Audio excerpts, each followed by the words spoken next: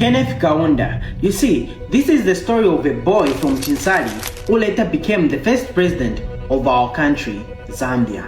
You see, in the early 20th century, this couple moved from Malawi to Zambia, and in Tubatkire, they settled at Luwa Mission in Chinsali. And I must mention that the father was a teacher and a reverend, and the mother was just a teacher.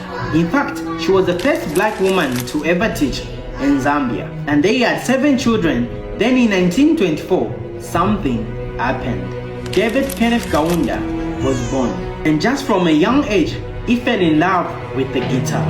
In fact, people he grew up with thought he was going to become a musician, but fate did otherwise.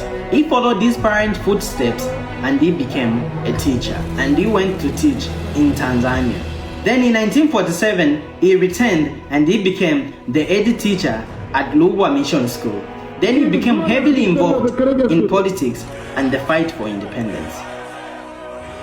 And like I told you in the beginning, he loved music, so he started going around the country using his music to unify and sensitize people about how bad the colonial government was. And in case you don't know, he was the one who composed this song.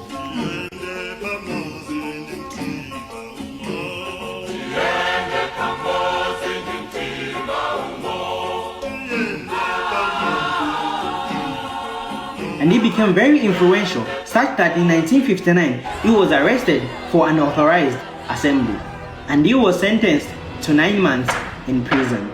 And the colonial leaders thought by doing that he was going to stop. But what they didn't know is that while Kaunda was in prison, Mainza Chona was outside creating UNIP. So when he came out of prison, he went straight back to doing the same thing, but this time with force. Abantu abengi barifire, but in the end, they got independence.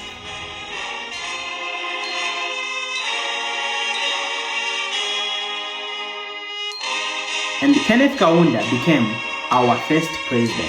I, Kenneth David Kaunda, do swear that I will faithfully and diligently discharge my duties and perform my functions in the high office of the President of the Republic of Zambia. Then after 27 years in power, he lost the election to Frederick Chiluba, and he had to step down peacefully and chose peace over power.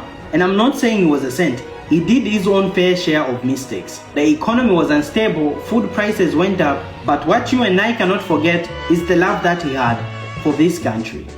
God is hearing me. I can never sell out Africa. Never. Not me.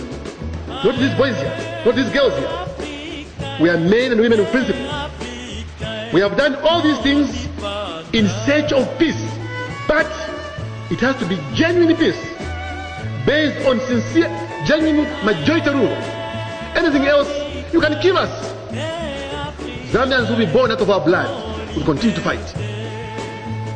Then on 17th June 2021, at 97 years old, he died.